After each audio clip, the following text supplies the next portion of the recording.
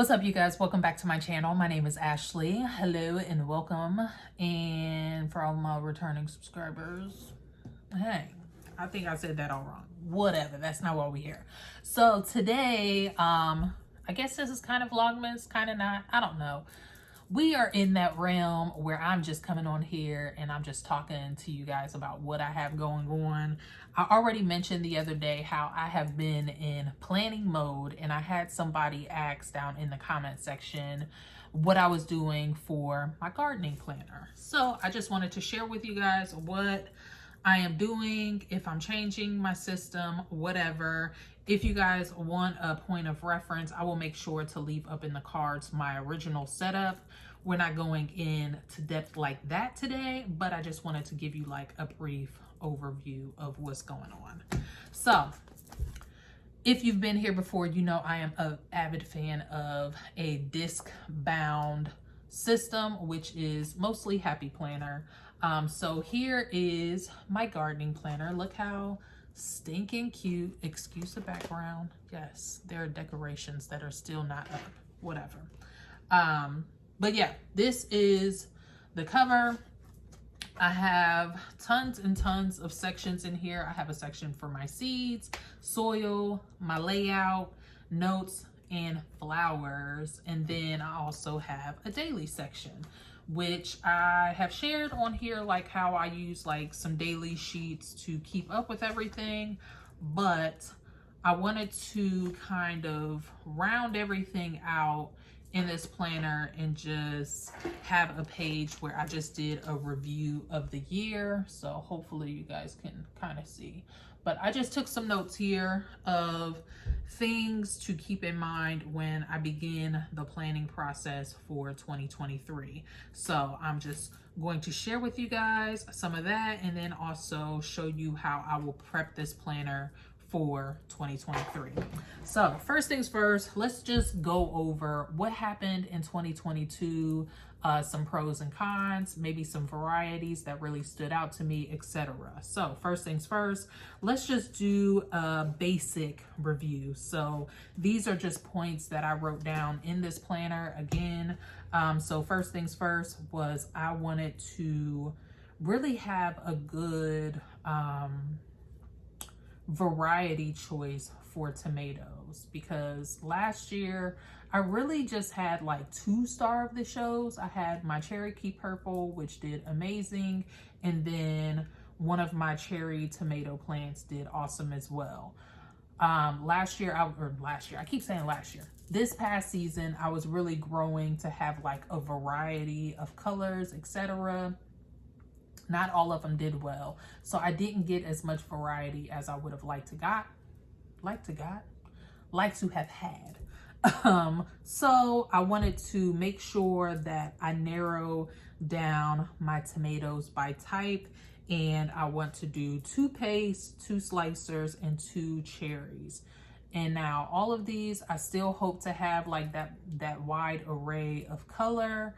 So when I go through my seeds, which I will be doing with you guys really soon, I will be sure to specifically choose not only the color, but the variety type as well. So that's first things first. I want to interplant more greens in between my tall crops. So in between my tomato plants, my pepper plants, I really want to make sure that I'm packing out and interplanting as much as possible so I can maximize my space. So that was something that I kept in mind. I want to grow more sweet peppers, and then I need to start my pest control early, because I don't know if you guys remember, early in spring, I already had like a bout with aphids with my eggplants, and those really got stunted. I really didn't harvest a lot of eggplant until much later in the season. And then also, lastly, want to grow more herbs. So that is like my overall takeaway from the 2022 garden as I get ready to plan for 2023. Now let's talk favorites. Obviously my garlic harvest this year, the garlic bulbs were big, juicy, Lovely. Chef's kiss. Love the garlic type. I always forget the name. I think it is the Italian, giant Italian ivory. Yeah, I think that's it. And I also planted music. The music bulbs didn't get as big as the Italian giant ivory. I believe that's the name of it.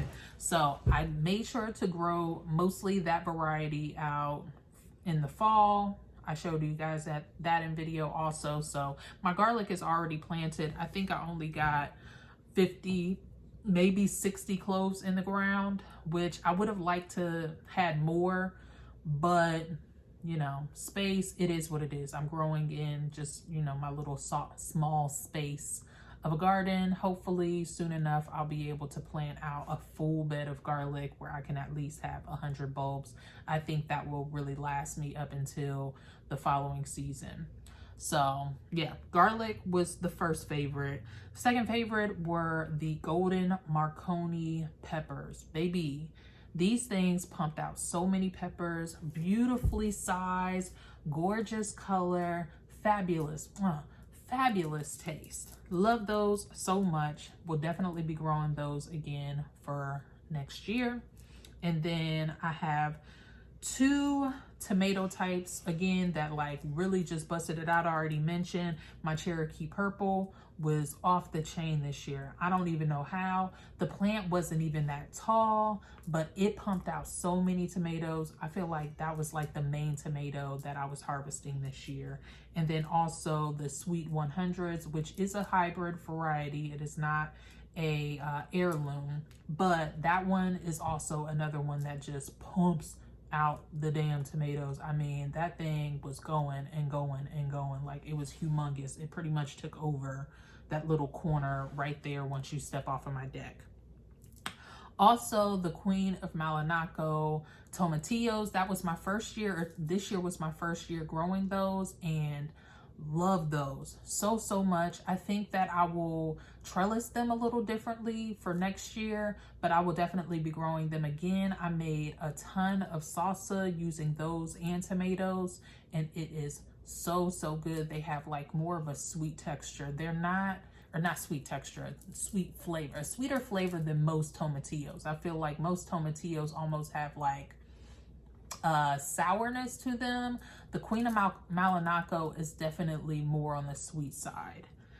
And then also the Tromboncino squash I will be growing again. It's just a lot of food for the space, and mine weren't like super prolific, but I feel like if I put a little bit more effort into like getting them in a good space and making sure to fertilize regularly, they will be more prolific. I've seen other people's Tromboncino squash like really push out tons and tons of fruit. So hope to do the same in the future. Also, my pole beans, I always forget the name. They were the purple ones that I grew up on my trellis.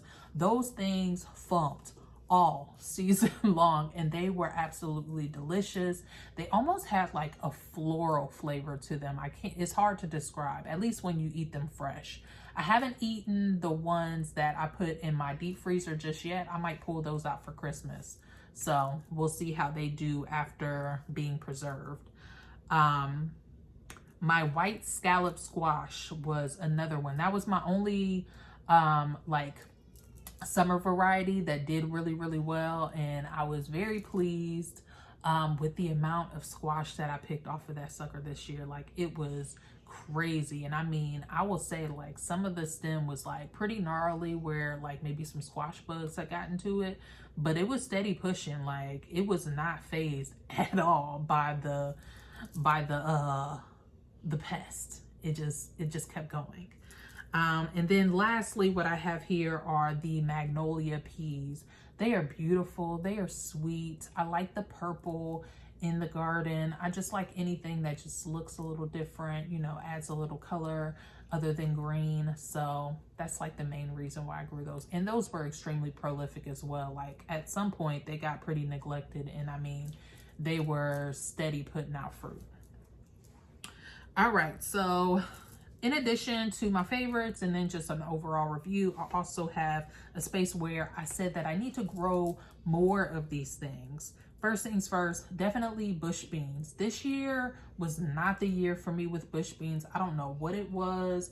I think it was like the Japanese beetle or maybe the grasshoppers or something that was just like eating the leaves up, and they just couldn't photosynthesize enough to like produce fruit. So I will make sure to grow a lot more bush beans. The year before, for 2021, I had so many bush beans, and I think because I really packed them in pretty densely in an area, some of the leaves got eaten up, but it was still enough photosynthesizing to like give me fruit. Is that a word? Is that how you say that? I don't know.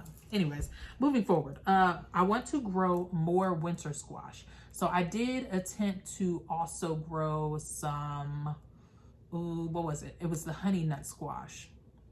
I got one honey nut off of that. I don't know what happened there. I've always known, or I've always seen where other people's honey nuts are super prolific. So I'm going to try again. I'm going to do the honey nut. I'm going to do some butternut and maybe an acorn type. I also have okra down. I was not successful at all this year with okra. My daughter is awake. Do I want to get her? Nope. I'm gonna let her dad get her. Anyways, so okra was just a total flop this year for me. I started them way too late. And then the ones that I did have in ground, again, it was just too late. So it could never catch up for me to actually get an okra off of my plants, which made me a very sad Ash, but thank God, shout out to the farmers markets. And then also I want to grow more flowers. This year, I really hope to have had a lot more flowers, like mostly just making a statement in the, what I consider to be the front of my garden. I did put some dahlias in. Those did amazing. They were very beautiful. I think I'll trellis them a little bit better so they stand up right instead of like kind of flopping over into the walkway. And my zinnias did poorly. I didn't have nearly as many sunflowers as I would have liked to have had. So I'm going to do my due diligence for 2023 to definitely start flowers ahead of time instead of direct sowing. All right, so the final area that I like took note of for review were just some of my systems that I had in place and like location and all of that sort of thing. So I ended up putting in some soaker hoses like mid-summer. I really wish that I would have put those in sooner because it probably would have prevented all the stunting that I had because of the heat wave that we experienced in June. So that is one thing that I definitely took note of. Also wanted to really pay attention to what plants thrived where. So in the back left bed, it gets a lot of shade, especially now that I have that trellis there. So that bed will be reserved for more like lettuces and greens and things in the summer, where it can kind of get some like, you know, rest from the sun and the heat and everything. So that is duly noted. And then like there's just some other little pockets and areas that don't get a lot of sun, or just certain things thrive in better. So that's another thing. So like soaker hoses and then location will be something that I pay attention to, especially once I lay the soaker hoses out. I want to make sure those main plants that like really need a lot of water are like planted right by where the soaker hoses will be located. So that's one thing, two things actually. And then lastly, I want to start my BT treatments a little sooner because I did have some issues with worms, especially with my, what was it? Not my greens. My greens did all right. It was something else. I can't even remember what, but I just want to make sure I'm starting that sooner than what I did this past summer. So that is pretty much it, and I have more notes in here, but we're not going to go over every single thing. I definitely wanted to grow more herbs. That was already listed in here, so I will switch the location of my herbs though. I plan to put most of my herbs in my green stalks. That way they have, like, you know, a contained area to grow and thrive in, and they can just kind of drape off the side, as opposed to like them getting like growing and filling out the space in my raised bed. So that was another thing that I wanted to mention. So now for what I'm going to do to like just kind of prepare my planner, let me knock this down a little further here. There we go. So I keep this planner with all of the additional things for my gardening. Not all of the additional things, but some of them. So I have some folders, I have these dividers, and then this paper here, as you can see. But I also have these daily pages, and this past year I was using some with just a little color, so on the days where I don't want to do a lot of decorating, I don't have to. However, I enjoy decorative planning. It is what it is. I really enjoy it. So I am going to keep just the few pages that I have left in here. Maybe not. Actually, I'm just going to pull these out, because if I want to use them another time, I totally can. So let's pull these out. Put these in my little reserve here, and I actually have some that are a lot more neutral. So let's go with the neutral pages. Yeah, I'll just pull all of these out.